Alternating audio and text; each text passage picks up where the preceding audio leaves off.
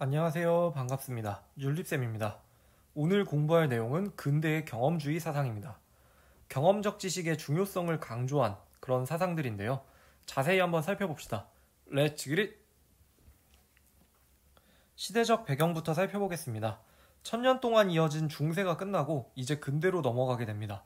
그런데 선생님은 근대라기보다 좀 더 세분화해서 근세라고 부르고 싶습니다. 중세에서 근대로 넘어가고 있는 그 중간 단계라는 의미에서 근세라고 합니다. 물론 그냥 근대로 이해해도 무방합니다. 이 시기에는 먼저 저번 시간에 배웠듯 종교개혁이 일어나기도 하고요. 신 중심의 중세에서 다시 인간 중심으로 돌아가자라는 르네상스가 성행합니다. 또한 자연과학이 발달하게 됐습니다. 나침반도 이렇게 보급되고요. 자연과학 발전을 토대로 신대륙 발견에 성공합니다. 이렇게 엄청난 변화가 있었던 시기, 이 시기에 유럽 대륙에서는 이성중심적 윤리학, 합리주의가 휩쓸었고요. 영국 쪽에서는 경험주의가 메인이 되었습니다. 오늘은 일단 경험주의에 대해서 공부해 보겠습니다. 경험주의에서는 귀납법과 경험적 지식을 중시합니다. 귀납법을 통해 보편적 지식, 진리를 도출해낼 수 있다고 보았습니다. 귀납법이란 관찰, 실험과 같은 개별적 경험으로부터 일반적 원리, 이론을 도출하는 방법입니다. 참새의 색깔에 대해 귀납법으로 한번 탐구해 봅시다. 자, 첫 번째 참새, 갈색이고요. 두 번째 참새도 갈색, 세 번째 참새도 갈색. 쭉쭉쭉 계속 확인해 보니 36,478번째 참새도 갈색. 그래서 이렇게 개별적 경험들을 취합해보고 결론을 내리는 거죠. 결론, 모든 참새는 갈색이다. 이런 방법이 바로 귀납법입니다. 귀납법의 한계점은 개별적 경험을 취합하는 중 예외가 생길 경우 그 결론이 틀리게 된다는 겁니다. 이렇게 돌연변이 흰색 참새가 갑자기 나타났다. 그러면 모든 참새는 갈색이다라는 결론이 깨지는 거죠. 즉 귀납법은 새로운 사례가 나타나면 언제든지 틀릴 수 있습니다. 대표적인 경험주의 사상가는 영국의 프란시스 베이컨이라는 형님입니다. 네, 이분인데요. 실험, 관찰을 통한 경험적 지식을 굉장히 강조한 분입니다. 들리는 썰로는 냉동식품이 없던 그 옛날 냉동닭을 연구하려고 추운 한겨울 눈밭에서 냉동실험을 하다가 감기, 폐렴으로 돌아가셨다는 말이 있습니다. 그 최후마저 굉장히 과학자스러운 분이었던 거죠. 베이컨 형님의 유명한 명언이 있습니다. 아는 것이 힘이다. 여기서 아는 것이란 과학적 지식을 말합니다. 그리고 과학적 지식이 곧 자연을 지배하고 정복할 수 있는 힘이라고 합니다. 즉 베이컨 형님은 경험적 관찰이나 실험에 의한 지식을 중시하여 그 지식으로 자연을 지배함으로써 학문의 목적을 인간 삶의 질을 개선시키고 풍족하게 하는 데 있다고 보았습니다. 과학적 지식의 유용성을 강조하고 과학적 지식을 통해 자연을 지배하고 정복하길 주장했습니다. 생활과 윤리 시간에 배웠죠. 그래서 베이컨 형님은 전형적인 인간 중심주의 사상가인 겁니다. 베이컨 형님이 주장한 개념 중 우상이라는 것이 있습니다. 아이돌라라는 라틴어에서 왔는데 익숙한 단어죠. 네, 아이돌이 떠오를 겁니다. 아이돌이라는 단어도 이 아이돌라에서 유래했습니다. 우리가 아이돌을 보면 어떤 생각이 드나요?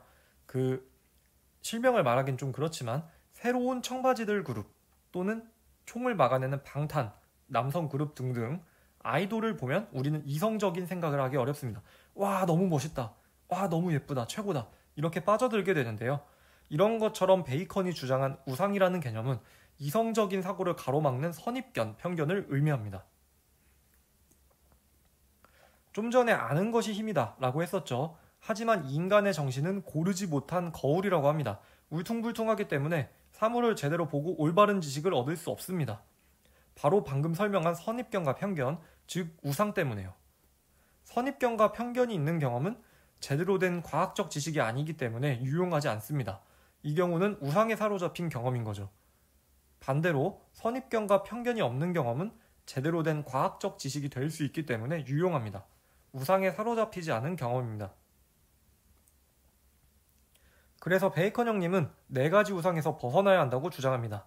첫째, 종족의 우상입니다. 세상 모든 것을 인간이라는 종족의 관점에서 생각하는 편견입니다. 즉 모든 것을 의인화해서 보는 겁니다. 예를 들어 이 종달새가 짹짹 쥐저기고 있습니다. 그런데 그것을 인간의 관점에서 종달새가 아름다운 노래를 부른다 이렇게 생각하는 거죠. 이러한 종족의 우상은 중세의 타로점이나 점성술 같은 미신을 저격하는 내용이라는 그런 해석도 있습니다. 점성술도 사실 그냥 하늘에 떠 있는 별일 뿐인데 우리 인간이 마음대로 의미를 부여해서 멋대로 해석하는 거니까요. 두 번째는 동굴의 우상입니다. 자신이 가진 지식만이 절대적 진리라고 생각하는 편견인데요. 쉽게 말해 우물한 개구리입니다. 예를 들어 에스키모는 태어나서 평생 추운 날씨만 경험했으니 지구는 너무 추워. 이렇게 생각하는 게 동굴의 우상입니다. 이러한 동굴의 우상은 중세의 장원적 사고를 저격하는 내용이라는 해석도 있습니다. 중세시대에는 사람들이 장원이라는 영토에 평생 모여 살았습니다. 그러니까 그 밖에 대해선 하나도 모르는 우물한 개구리였다는 거죠.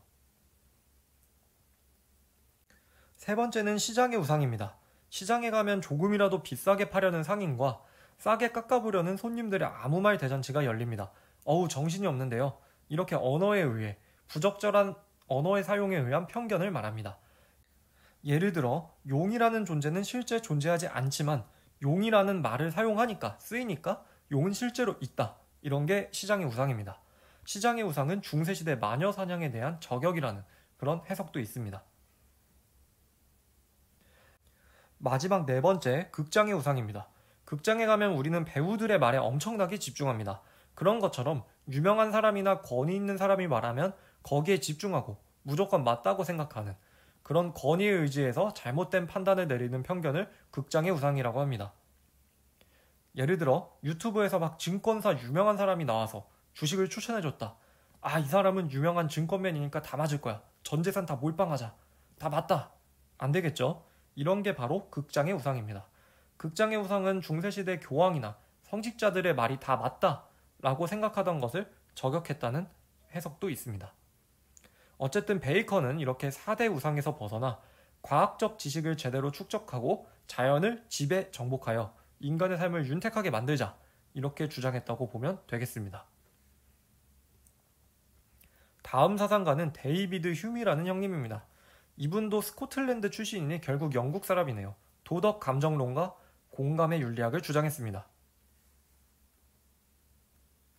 흉 형님은 이성은 감정의 노예다. 이런 무시무시한 말까지 했습니다.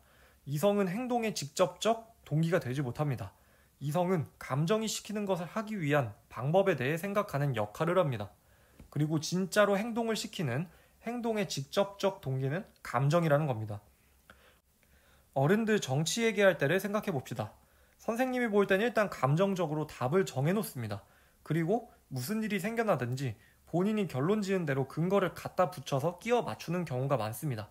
이렇게 감정이 진짜 주인이고 이성은 감정이 시키는 대로 근거를 생각하는 노예라는 겁니다.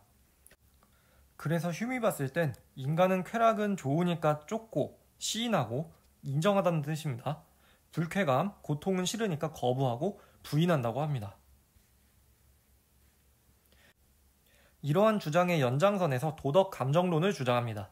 말 그대로 도덕의 근원은 감정이다, 이성이 아니다 라는 건데요. 흉 형님은 도덕은 판단되기보다는 느껴지는 것이다 라고 얘기를 합니다.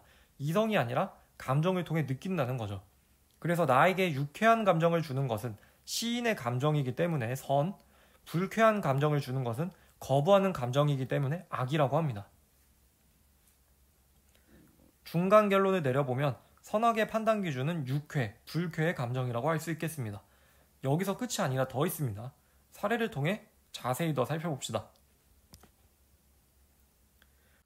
자, 만약에 우리가 뉴스를 보다가 어떤 사람이 무차별 흉기 난동을 벌여서 많은 사람이 다쳤다는 소식을 봤습니다. 우리가 보통 이런 소식을 접하면 불쾌한 감정을 느낍니다. 따라서 이러한 행동은 악입니다. 그런데 나와 직접적인 관련도 없는 소식인데 왜 불쾌감을 느낄까요? 흉 형님은 인간에겐 다른 사람의 행복과 고통을 함께 느끼는 공감 능력이 있기 때문이라고 대답합니다. 따라서 우리 인간은 공감 능력이 있기 때문에 사회적 유용성, 사회적으로 쾌락, 즐거움을 주는 행위에 대해 공감하고 쾌락의 시인의 감정을 느끼게 된다는 겁니다. 추가로 잠깐 심화 과정, 헷갈리는 사람만 들으세요. 왜 사회적 유용성에만 공감을 할까? 나쁜 짓거리 하면서 즐거움을 느끼는 놈들한테도 공감할 수 있을 거 아니야? 이렇게 생각할 수 있지만 흉은 사람들에게는 인간성의 정서, 쉽게 말해 서로를 사랑하는 그런 마음이 있기 때문에 나쁜 짓거리에는 즐거움을 공감할 수 없다고 말합니다. 그래서 사회적 유용성, 많은 사람들에게 유용한 즐거움을 주는 행위에 공감한다는 겁니다. 자, 이해를 돕기 위해 예시를 한 개 더 봅시다. 수업 중 너무 심심해서 앞자리 친구 뒤통수를 강하게 한 대 퍽 쳤다. 자, 나의 입장에서는 유쾌할 수도 있겠죠. 하지만 친구 입장에서는 당연히 불쾌할 겁니다. 그리고 그걸 보는 제3자, 다른 사람들은 인간성의 정서, 그리고 공감 능력에 따라 당연히 친구 입장에 공감할 겁니다. 나쁜 짓거리엔 공감하지 않습니다. 따라서 친구의 뒤통수를 치는 행위는 사회적 유용성을 해치는 행위이기 때문에 친구 입장에 공감하여 불쾌한 감정을 느낀다. 이 행동은 악이다. 이렇게 되는 거죠. 자, 휴메의 도덕감정론 최종 결론입니다. 공감의 윤리학. 도덕감은 개인적인 감정이 아닌 사회적 보편적 감정입니다. 공감 능력 때문에 다 같이 느끼기 때문에요. 그리고 공감을 통한 사회적 차원의 이익과 쾌락을 중시합니다. 선악의 판단 기준은 사회적 유불쾌의 총합과 그에 따른 사람들의 시인과 부정의 감정입니다. 그리고 이러한 휴메 사상은 나중에 공리주의에 영향을 미쳤습니다. 오늘은 좀 길었죠? 여기까지 하겠습니다. 끝. 구독과 좋아요 부탁합니다. 안녕.